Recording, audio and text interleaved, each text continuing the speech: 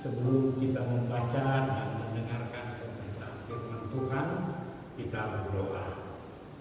Ya Yesus Kristus, Kepala Gereja, bimbinglah kami dengan kuat kuasa Roh Kudus-Mu, agar ketika kami membaca dan mendengarkan pemberitaan kebenaran firman Tuhan, iman kami makin kuat, jalan hidup kami pun makin diterangi.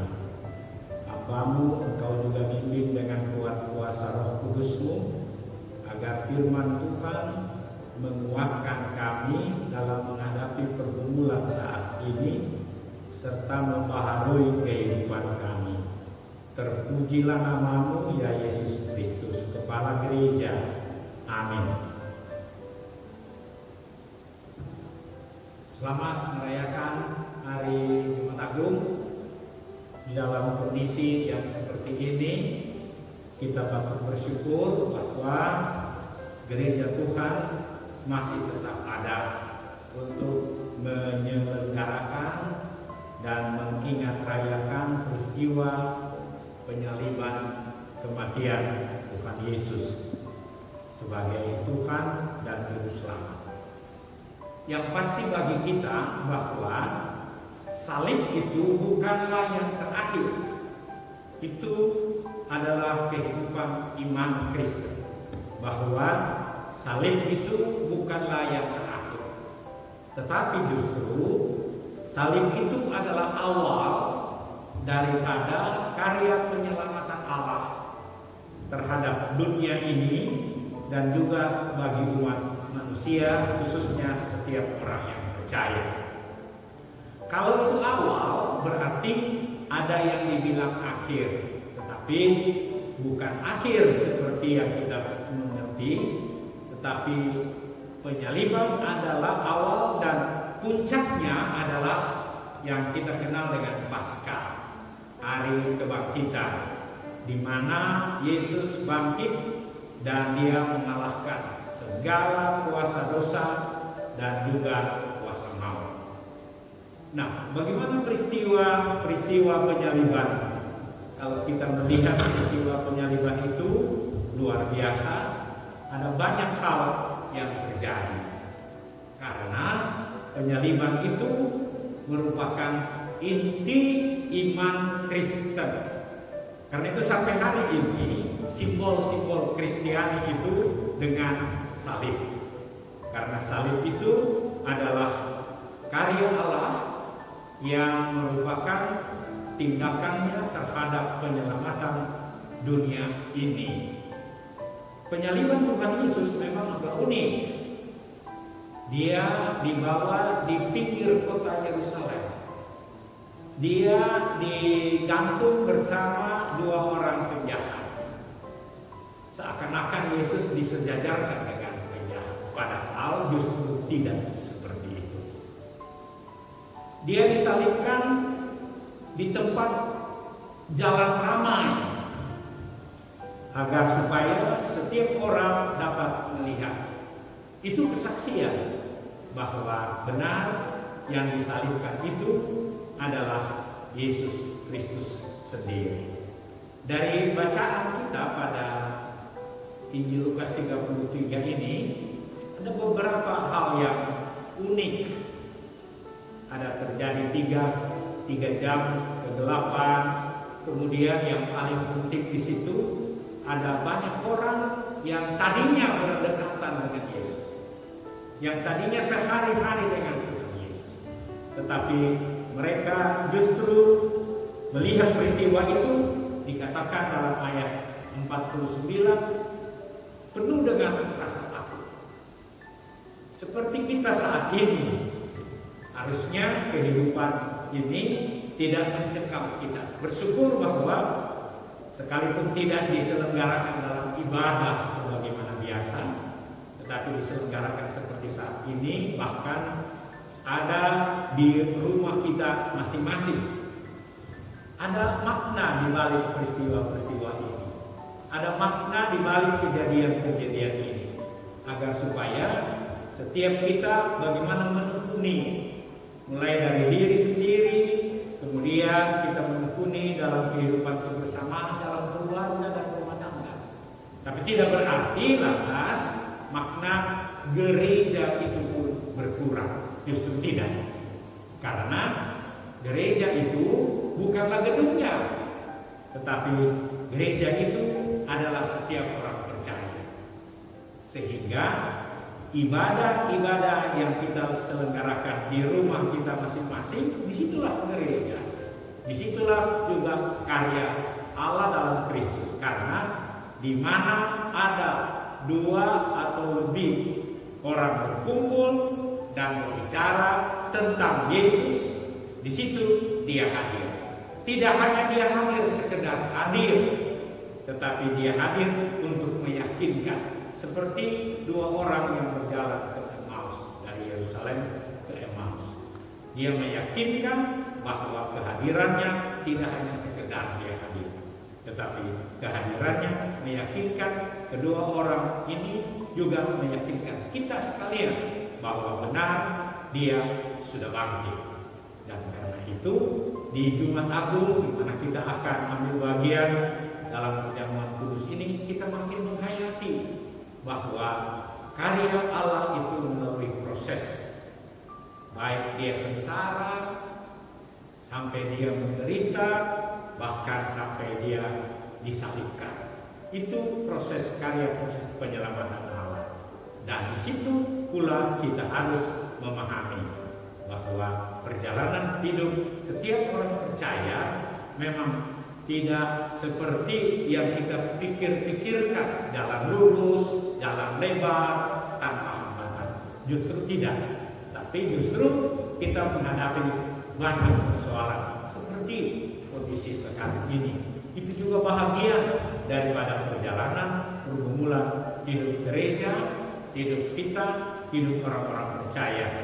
Sehingga dari pengalaman sejarah di dunia ini, sebab inilah sejarah dunia yang pertama kali, dan ini juga pasti yang terakhir dilakukan Jumat Agung seperti kondisi hal ini. Namun bagaimana kehidupan iman kita dari awal sampai dia datang tidak berubah. Terpujilah Kristus yang kita rayakan pada hari ini, yang melalui penyalibannya, tetapi pada Paskah nanti kita mengingat rayakan kemenangan karya Allah atas kuasa dosa dan maut di dalam kebangkitan Kristus. Terpuji-pujilah Yesus Kristus, Juru Selamat dunia, setiap orang percaya pun. Amin.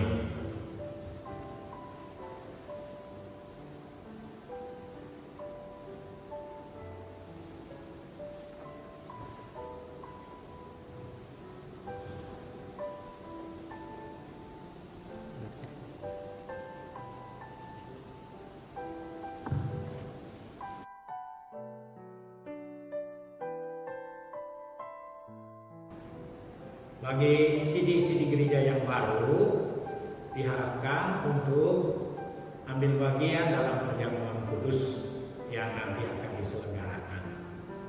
Dan bagi setiap warga jemaat yang sudah menjadi sidi gereja, dipersiapkan untuk mempersiapkan diri secara maksimal untuk ambil bagian sambil merenungkan karya penyelamatan Allah lewat perjamuan kudus yang nanti kita selenggarakan.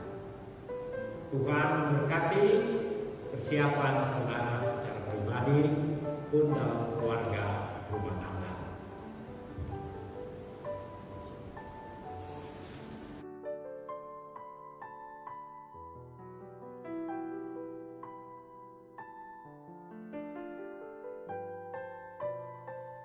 Penetapan perjamuan kudus dari 1 Korintus 11 ayat 23 sampai dengan ayat 26.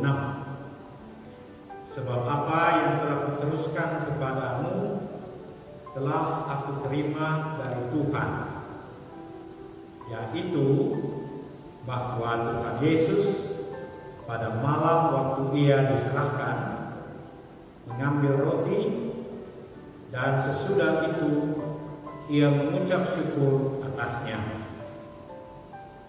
Ia memecah-pecahkannya dan berkata, "Inilah tubuhku yang diserahkan bagi kamu.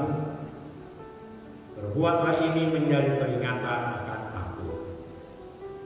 Demikian juga ia mengambil cawan sesudah makan, lalu berkata, "Cawan ini adalah perjanjian baru yang dimeteraikan oleh darahku. Perbuatlah ini setiap kali kamu meminumnya menjadi peringatan akan aku. Sebab setiap kali kamu makan roti ini dan minum cawan ini, kamu memberitakan kematian Tuhan sampai Dia datang." Itu penetapan, cara penjelasan dari perjamuan kudus.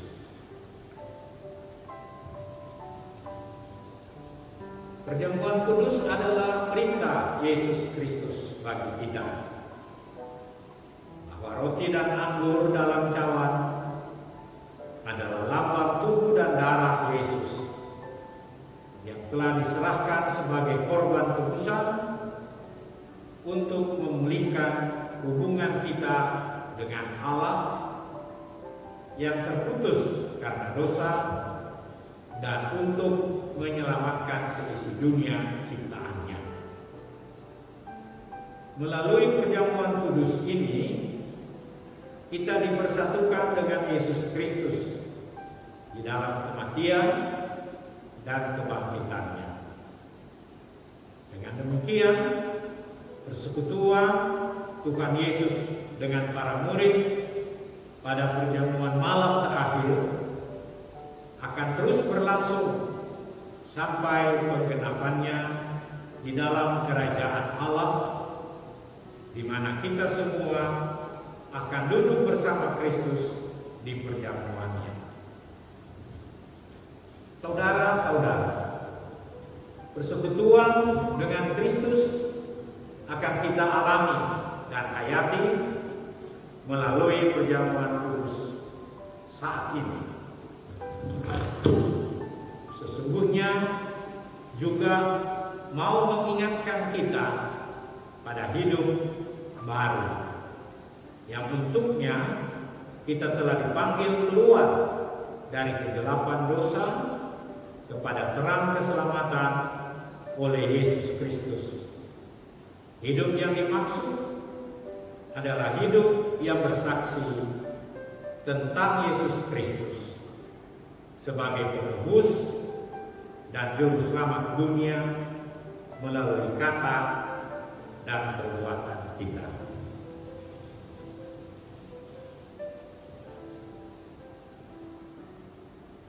Kita berdoa. Ya Bapa Maha Kudus, Pencipta dan Raja semesta, kami bersyukur dan memuliakan nama-Mu karena Engkau membuat dan menjadikan kami sebagai milik-Mu. Engkau juga mempersatukan kami dengan Yesus Kristus agar kami beroleh pengampunan dosa dan hidup baru yang kekal untuk memaklumkan kerajaan-Mu dan besar pengasihan-Mu di dunia. Engkau mengangkat semua orang yang jatuh. Engkau menegakkan semua orang yang tertunduk. Engkau memulihkan hati orang yang hancur. Engkau menghibur orang berduka dan membebaskan yang tertindas. Engkau menghentikan semua badai kehidupan dan pertikaian bangsa-bangsa. Oleh karena itu, bersama dengan semua hamba-Mu, malaikat dan manusia, nabi-nabi dan para rasul, dan martir, serta seluruh gereja-Mu di bumi dan di sorga, kami memuji dan memuliakan nama-Mu dalam nada kebesaran yang tiada hentinya. Kudus, kudus, kuduslah Tuhan Allah yang Maha Kuasa, yang sudah ada dan yang akan, dan yang ada dan yang akan datang. Kami memuji nama-Mu ya Bapa, karena pemberian-Mu yang paling utama, yaitu anak-Mu, Yesus Mesias, yang rela disalibkan untuk menebus dan menyelamatkan kami dari cengkraman dosa dan maut, dan yang bangkit untuk membuat kami tidak bernoda di hadapan-Mu. Kami mohon kepada-Mu, utuslah Roh Kudus-Mu mendiami hati kami, agar kami yang menerima roti dan cawan ini benar-benar menjadi anggota tubuh Kristus di dunia, yang saling mengasihi dan melayani menurut teladan-Mu, serta membawa damai sejahtera-Mu kepada segala makhluk. Sama seperti bahan baku roti dan anggur ini yang tumbuh tersebar, kemudian dikumpulkan dan diolah menjadi satu, maka Engkau pun akan mengumpulkan jemaat-Mu dari utara dan selatan, dari timur dan barat dalam kerajaan-Mu,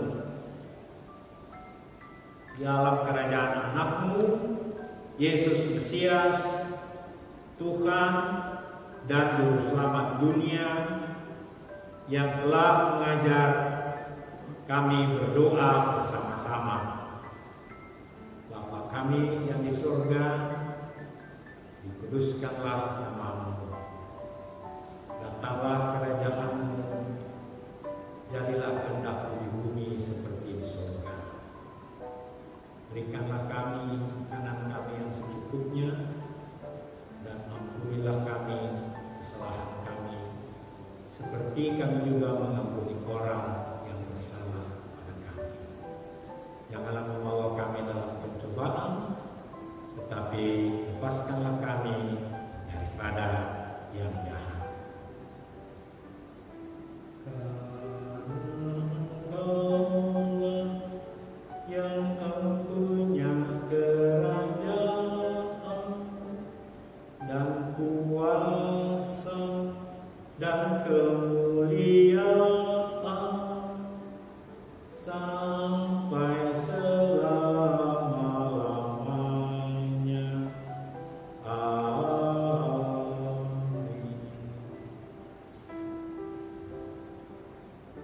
Jemaat Tuhan, sebelum kita menerima roti dan anggur sebagai lambang tubuh dan darah Tuhan Yesus Kristus, saya ajak saudara untuk berdiri.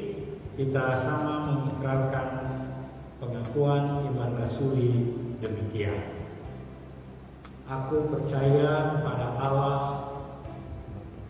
Bapa yang Maha Kuasa, Khalik langit dan bumi, dan kepada Yesus Kristus, anaknya yang tunggal, Tuhan kita, yang dikandung daripada Roh Kudus, lahir dari anak darah Maria, yang menderita di bawah pemerintahan Pontius Pilatus, disalibkan, mati dan dikuburkan, turun ke dalam kerajaan maut. Pada hari yang ketiga bangkit pula dari antara orang mati, naik ke surga, duduk di sebelah kanan Allah Bapa yang Maha Kuasa, dan akan datang dari sana untuk menghakimi orang yang hidup dan yang mati. Aku percaya pada Roh Kudus, gereja yang kudus dan am, persekutuan orang kudus, pengampunan dosa, kebangkitan daging, dan hidup yang kekal. Silakan duduk.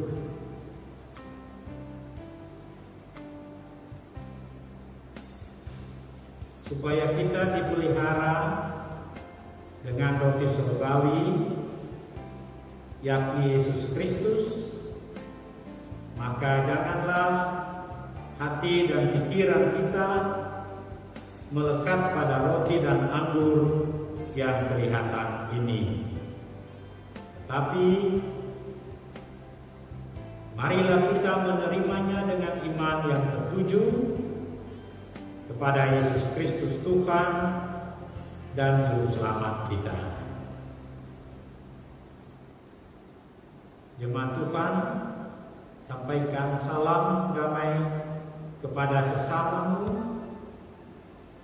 supaya damai sejahtera Kristus memenuhi persekutuan kita. Damai sejahtera bagi kamu.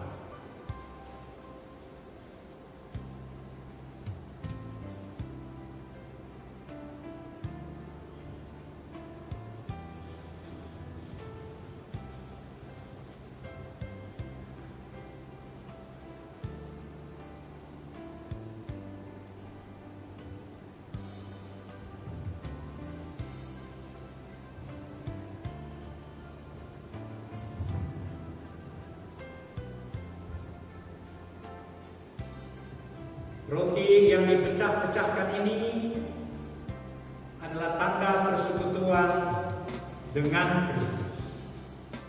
Ambillah, makanlah, ingatlah dan percayalah bahwa tubuh Kristus telah dikorbankan untuk keampunan dosa manusia.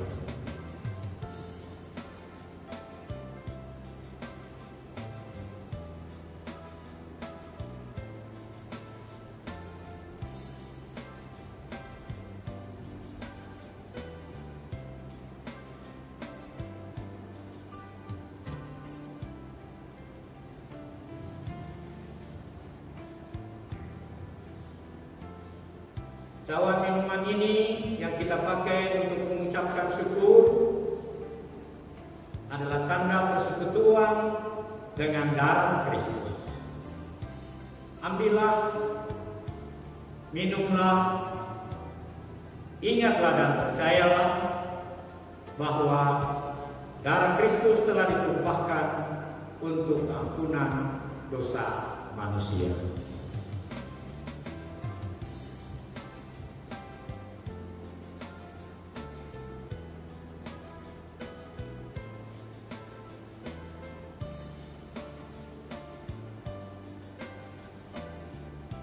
Jemaat Tuhan, terimalah berkat Tuhan.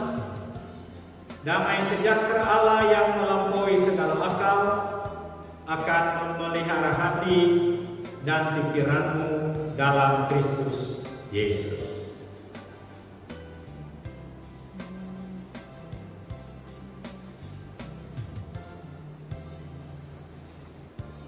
Amin.